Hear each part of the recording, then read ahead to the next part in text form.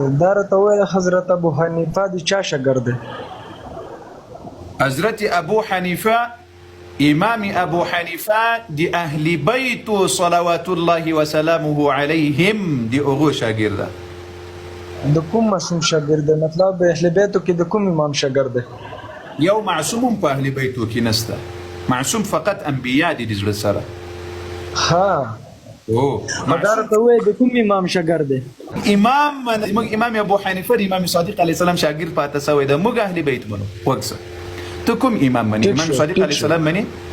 دا خو ته ومنله څه که نه، دا د امام جعفر صادق علیه السلام شاګرد دی.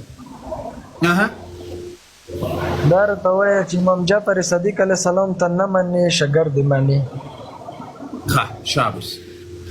ته د امام صادق علیه السلام منی؟ ولې نه منم؟ شکر الحمدلله. ته د دا کلمه ووایه د زړه سره، دا کلمه. ته متوال خپل کوېشن جواب راکړه، بیا کلمې کوېشن کوه.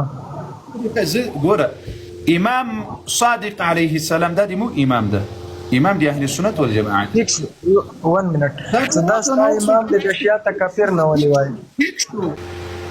امام صادق چا ویلي دي چې اهل بیت تاسې منئ؟ اهل بیت خو ودي موږ الحمدلله. زه یوې خبرې مې تپوس کړی دی چې امام جعفر صادق علیه السلام شاګرد دی، ته استاد نه منې شاګرد یې منې، دغه نه مه پوه که بیا څه که امام جعفر صادق علیه السلام ته منې شیعه ته کافر نه ولې وایي؟ الله اکبر نه مثل د شیعه قتل ویلې کوي. امام صادق علیه السلام شیعه و؟ شیعه خود و. امام علی صبر سید جان له امام صادق علیه السلام نه کړي دا خبره ثابته کړه چې زه شیعه یم، دغه 1100 مسلمانان اوس ټول در سره شیعهګان کېږو. راځه اوله سر زه شیعه کېږم، راځه په خیر مهرباني وکړه. ما خبره واوره کري صاحب، ته خپلې کلمې کې خیالي ولي الله نه یې، ته څنګه یې اهل بیت منې؟ علي ولی الله کوم امام درته ویلي سوی وایي؟ راځه په خیر کوم امام درته ویلي؟ زه دا اوس در سره وایم. مولا فحازن علی مولا جس کا میں مولا اس کلی مولا. نو دې مطلب دا ده چې ته په لا اله الا الله محمد رسول الله کې اشهد ان علی ولی الله وایه. دلته زما خبرې ته غوږ ونیسه. زما کلمې کې ولی الله نه بغیر کلمه نیمه دی. دغه وصابر خو وکړه ودی الله باندې مخکې مې درته ویلي چې وایي خبره من كنت مولاه فهذا علي مولاه. سید جانا دا به ته اوس له خپلو کتابونو دا روایت ما ته راوښیه. راځه په خیر الزمریه د ماله کتابونو غلام درکوي، د ماله کتابونو نه خپلو عوامو ته دوکه ورکوي.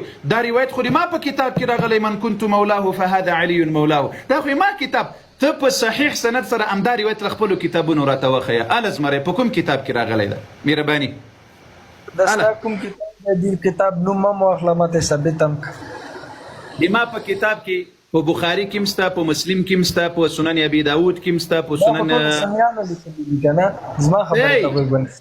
دا دلیل راوړی ده په خبره ځان پوهه کړه، په خبره دې په پښتو پوهېږې که نه پوهېږې؟ من كنت مولاه دا د تا په کوم کتاب کې دا روایت راغلی ده؟ مهرباني وکړه. غدیر مقام پیغمبر خپل ویلی دی. غدیر مقام کتاب نه ده، هغه منطقه ده، زمکه ده. د تا په کوم کتاب کې من كنت مولاه راغلی ده؟ په کوم کتاب ویلی دی؟ دا خو چې مسلمان خو یې پیغمبر خو منې که نه؟ پیغمبر خو ولې ویلی دی که نه چې من كنت مولا فحازن علی مولا؟ ولې نه منې؟ ته څنګه مسلمان یې؟ ته پیغمبر خبره نه منې. الله بنده دا یې چیرې ویلي؟ ما ته حضرت ابو حنیفه ثابت کا کنه چې دا د امام شاګرد دی، ته امام جعفر صادق علیه السلام نه منې او شاګرد یې منې. وکسه د زړه سره خو ته زه دا اوس درته امام صادق علیه السلام د موږ امام ده الحمدلله. زه په خپلو کتابونو کې په سلګونو ستا امام دی.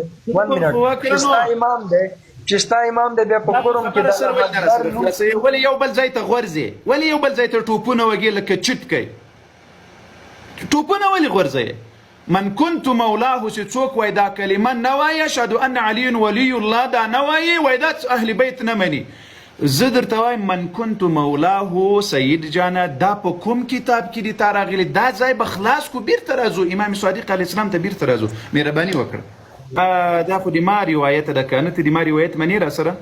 زه د ستا کتاب څنګه ومنم چې تر که شیا ته کافر وایي نو هغه کې خو ټوله دا خبرې دي چې شیا کافر دي اوس هم برات قرآن کافر درته ویلي دي خپل امام کافر درته ویلي خپل امام دې دروغ خیم چې هم کافر درته ثابت کرتا بیا خو بل خواته نه غورځي نه ثابت کرتا مسلمانانو ټول غوښتل